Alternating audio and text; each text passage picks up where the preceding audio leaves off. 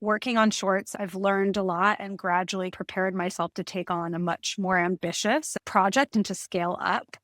I think my advice is to documentary filmmakers looking to make their first feature is first to be frank and say, yeah, it's really hard. I'm not going to Yeah. sugarcoat it. It's really hard. And even right now, it's even harder where we are facing systemic cuts to uh, our Right. funding. And so I think the best advice I give is to really hone in on what is the story you want to tell and why. What is your intention? What do you want to offer? And if that's something that you are deeply passionate about, then you may be able to stick with it for the 3, 5, 7, or 10 years that it might take to make that film and to engage with it every day.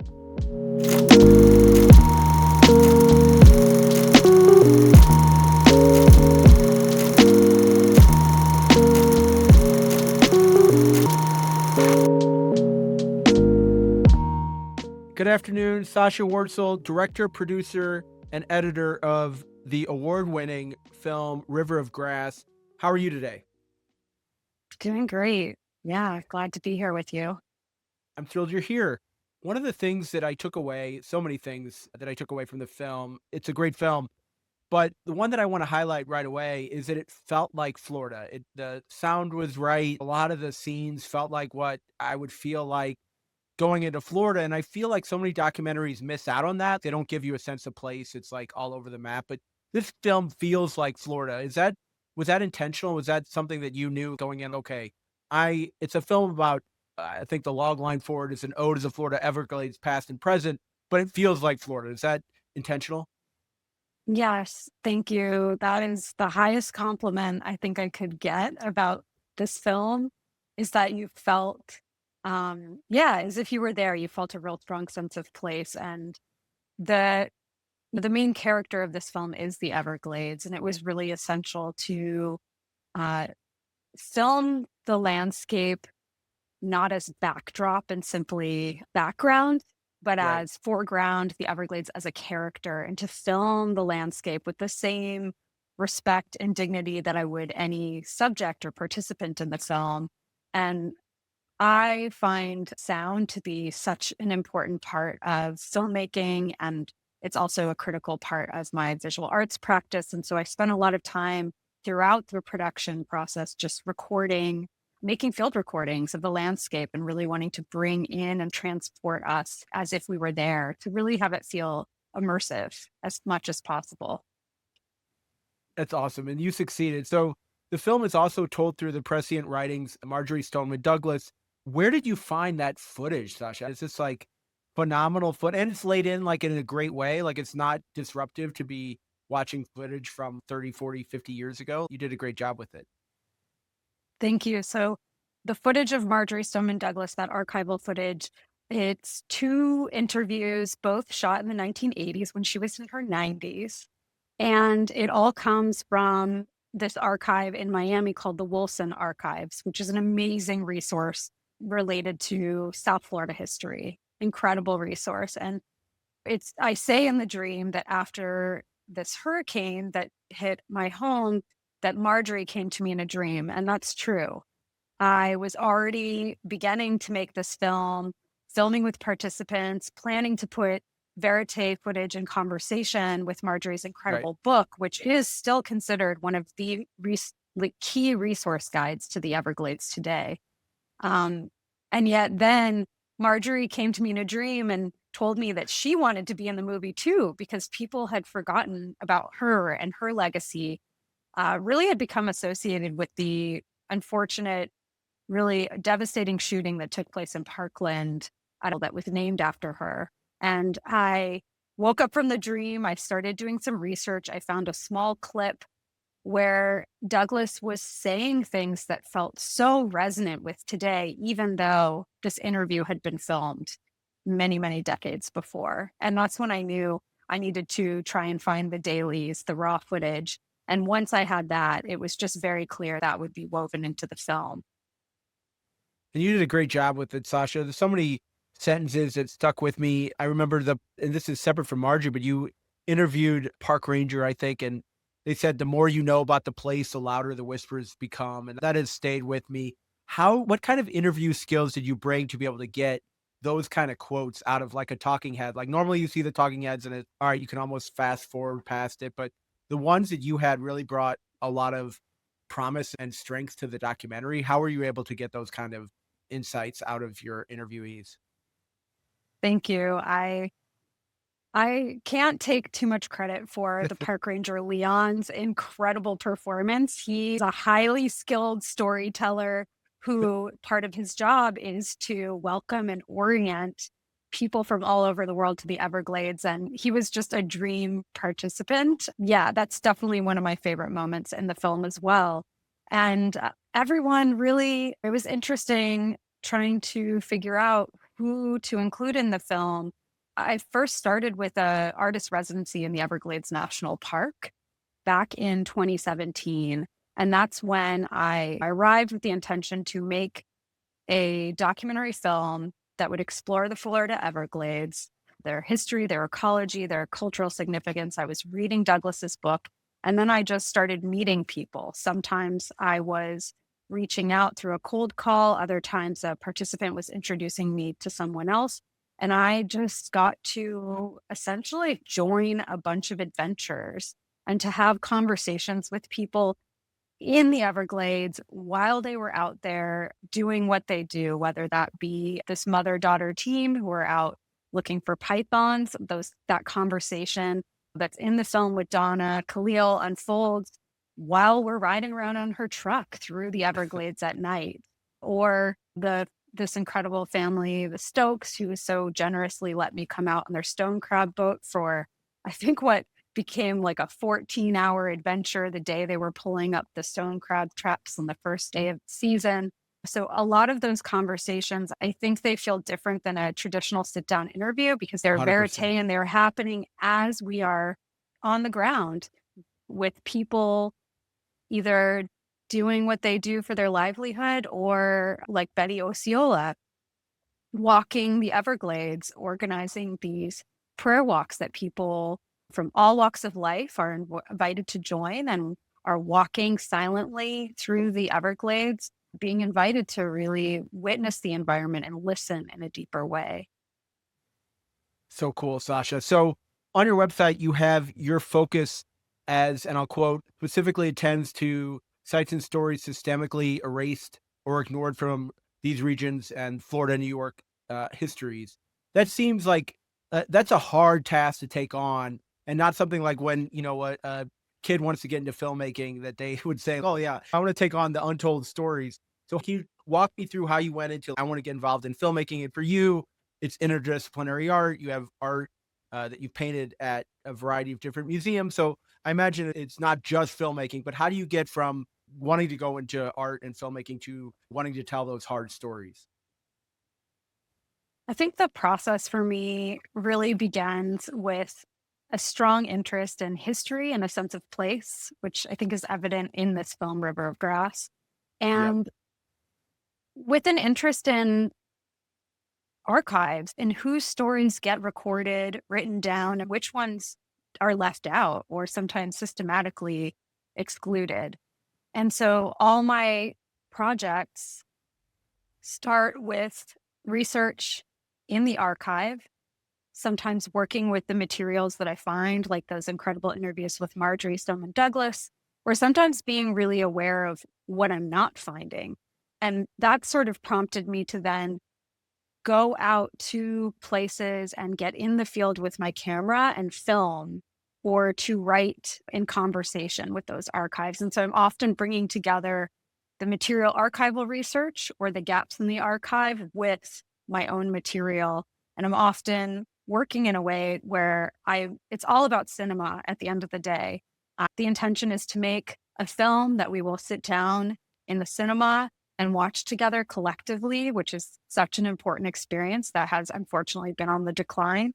And then I'm also really interested in how do elements of my research or of that film itself get reconfigured for a space, for a gallery space. I think that's just another interesting way to engage with the themes and ideas I'm interested in and to reach a broader audience. Just amazing. So, River of Grass is your first feature. You've worked on several short films, you've earned several fellowships. Did it feel like a gradual progression to where you are now? And what kind of advice would you have for a documentary filmmaker out there who's struggling, who looks at that and says, Sasha, I want to make my own River of Grass, but it's just so hard to either get the fellowship or get the funding to do it. Mhm.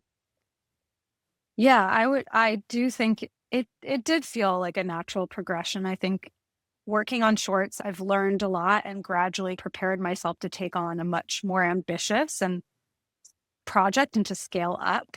I think my advice is to documentary filmmakers looking to make their first feature is first to be frank and say, yeah, it's really hard. I'm not going to Yeah. sugarcoat it. It's really hard. And even right now, it's even harder where we are facing systemic cuts to our Right. funding sources. And so I think the best advice I give is to really hone in on what is the story you want to tell and why. What is your intention? What do you want to offer?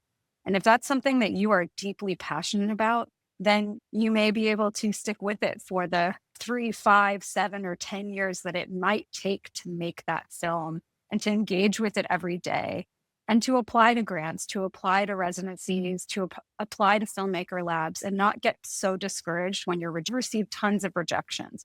But then I got that one acceptance.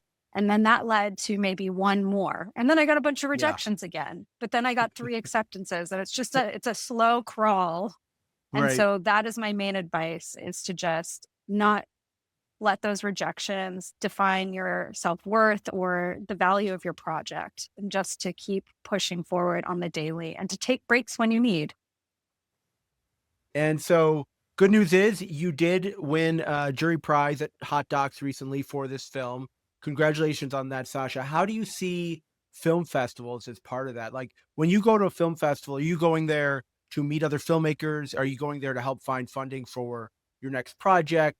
Are you going there to figure out, like, see other great documentary films, all of the above? What was your approach when going into a film festival like Hot Docs? Yeah, my approach going to film festivals, especially with one like Hot Docs, is all of the above. I am there to show my film and connect with audiences first and foremost. I love to be in the cinema and to feel Right. people watching the film, to participate in Q&As and have that direct exchange with audience is so meaningful. We work so long on these projects and they're for audiences. And so it's one of the most exciting parts. I think I also love cinema. So I want Yeah. to go and experience all these great documentaries. I want to connect with my colleagues, build community, a broader network with other filmmakers, and hopefully encounter some funders and people in the industry who might be positioned to support getting my project out to a wider audience or funding my next project.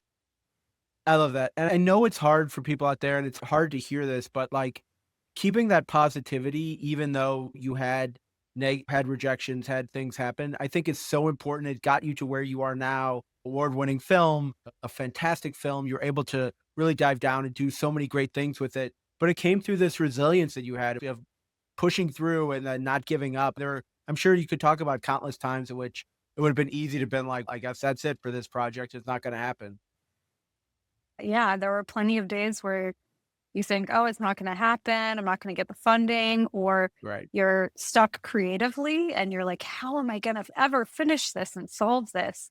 And I do think just by sticking with it on the everyday, on some level, you do arrive somewhere. And it's interesting you use the word resilience because I think that really resonates, particularly with my film, with River of Grass. Yeah. I think Right. it's a film that is a portrait of a place that is and continues to experience human made destruction and the climate emergency. And yet it is such a site of resistance and resiliency and also joy and beauty. And yeah, I hope that this film is an invitation for people to connect more with their environment and each other, and an invitation to filmmakers to not be afraid to tell the stories they want to tell and tell them the way they want to tell them, right? And to make bold choices with your work creatively. Love that. So, as I mentioned at the top, you were director, producer, and editor of River of Grass. Was there a reason why you chose to edit the film? Do you imagine editing your future feature films? Is that something that's important to you? I'm it's interesting you ask about that. And I have an incredible producing partner, a producer, Danielle Varga, who worked on the project. And I have a team of editors that I worked with. I started the project actually with a co-editor, Rebecca Adorno, who did an incredible job. We worked to really get the film to assembly stage, define a lot of the kind of creative visual style, to cut a lot of the verite and explore passages from the book in conversation with those. And once we got to that assembly, it was very clear that, this film was trying to bring in so many different elements that it needed a container or particular POV to ground it, Right. to hold it all together. And so Rebecca and Danielle, my producer, kept encouraging me to bring my own voice in. And I was resisting it for a very long time. And then it barely Interesting. became clear that it needed it. And I took on the edit myself, Okay. um, wrote my voiceover, cut new scenes, cut new material, restructured it, worked with incredible consulting editors, Maya Daisy Hawk and Todd Chandler, to support me in doing that. And yeah, I think this was just every film calls for something different. I love editing my own work. I also love Okay. working with editors. I think this was just a film that, in the end of the day, it required my hand in the material more.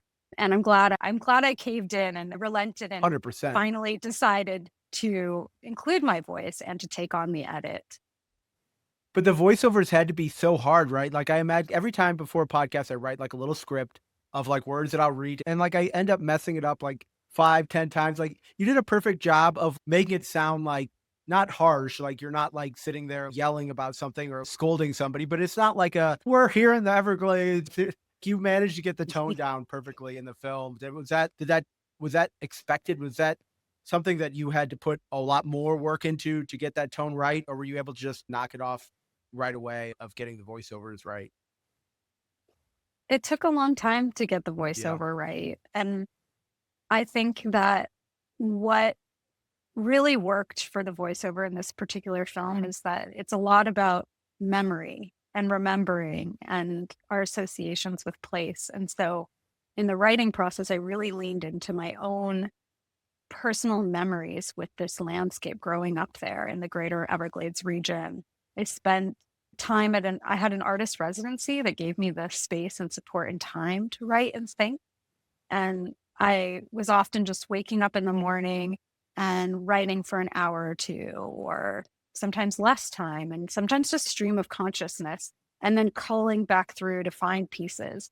And sometimes it was hard for me to identify what would work well in the film. And Right. I'm really grateful that my producer, Danielle, I was saying, I don't like anything that I'm writing. It's just, she looked at it and she highlighted a bunch of stuff and said, this is great. This is great. Go Yep. do something with it. And then I took it, I recorded it, I started cutting images, and then it just took off from there.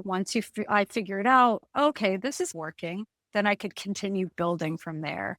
And yeah, then it was a whole other difficult process to figure out how to weave my Right. voice, my perspective in with Douglas's text and with Betty Osceola's perspective, and then all of our neighbors in the region who are also part of the film. It worked out brilliantly, Sasha. So, as you may know, like, climate films have become like a new thing. There's this trope of every film is going to be a climate film in 30 years. With this film, do you consider yourself a climate filmmaker? Or is that something like you don't want to even bring in that niche because, like I said, all the films might be climate films in 20 years? I have no issue with being told a climate storyteller or for Yeah. people to see this as a climate documentary. I don't want it to be only boxed into that category. I Right. believe it is so much more. The part of the motivation for making this film was because I was watching where I grew up get hit by harder hurricanes, experience more flooding, experience these harmful algae blooms and these fish kills on our coast. And I didn't really know exactly why it was getting worse. And so that sort of what I learned is called climate grief is what the motivation to make this project. And I was looking for films that told a climate story or an environmental story in a dynamic, not just information or data driven way. And I Preachy, wasn't right? seeing a lot of them. Yeah. In an artistic way too, a creative way that would speak to me. And I hadn't seen too many of those films. And so I wanted to set out to make a different kind of climate environmental film. I love that answer. So, if somebody wants to watch something new from you, what is next on your project list? And when do you anticipate River of Grass being able for streaming or a theatrical run?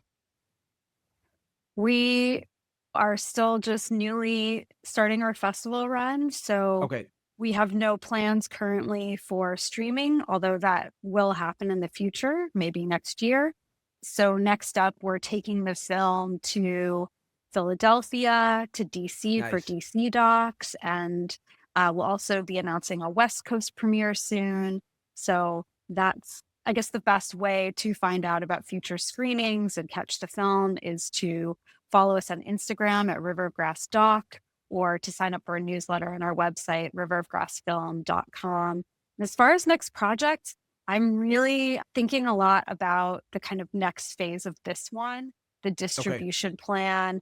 And our team is really excited to think very deeply about how to mobilize and organize a lot of community screenings and events in the state of Florida and then beyond, and connecting with communities who are affected by all of these issues.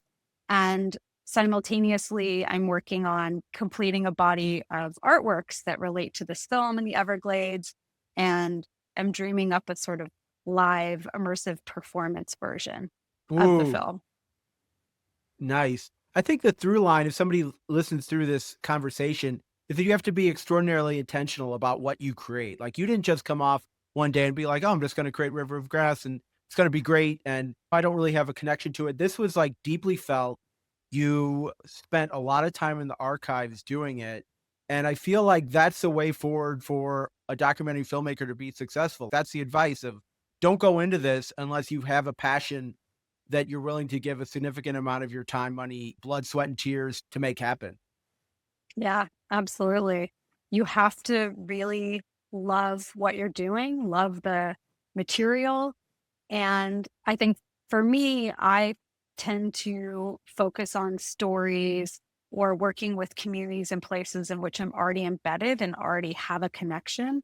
I'm still making new discoveries. I learned so much about where I grew up that I did not know before and met so many people. I'm so much more connected to home now. But that's really been a guiding principle for me is both to choose something that I feel just I cannot live without doing it and Right. to work within a community that I'm connected to already in some way. That's so inspirational. So one last curveball, Sasha. This is an indie film podcast, love hyping other people's projects. It's obvious throughout your career you've been supportive of other filmmakers. Is there a film or filmmaker out there that you wish more people knew about? That's such a good question. Maybe even something you saw at a festival and you were, like, blown away and surprised that you liked it. It can be like a classic film that you love that you think more people should know about. One last little stumper for you, Sasha. Yeah, yeah, I wanna try to shout out somebody, currently in the doc community. For some reason, a totally curveball film that Love is it. not related to documentary is coming to mind that had a really big impact on me as a young person Yeah. was this film, The Red Shoes from the Ooh. 1940s that has this incredible sequence in it that is a ballet performance, and it's really about yeah, this artist who puts on these red ballet shoes and cannot stop dancing. So that's one Wow. film that I'm thinking Is of it that first available, comes to like, mind. where can people watch that film, do you think? I know they just did a restoration of it, but I Okay. don't know where That it's sounds phenomenal. available. But in terms of also a a couple filmmakers who are more my contemporaries. I absolutely loved this film, The Tuba Thieves by Allison O'Daniel, that was on the festival circuit a couple years ago. I'm also a huge fan of the work of the artist and filmmaker Jatavia Gary. So those are two people that I would recommend folks check out their work. Hit it out of the park, Sasha. Sasha Wortzel, the film is River of Grass. Follow your Instagram for screenings, festivals. It's a phenomenal film. Like I said, you really, I feel like, as a Florida man myself, I feel like, wow, this is Florida. And I think if anybody wants to find out more about the Everglades and learn something without feeling like it's too preachy, go see River of Grass. It's a phenomenal film. And I am so appreciative that you shared your art with the world and that you were able to talk about it with me for on the podcast. Thank you so much for having me. It's great. I love talking to other Floridians too about this project.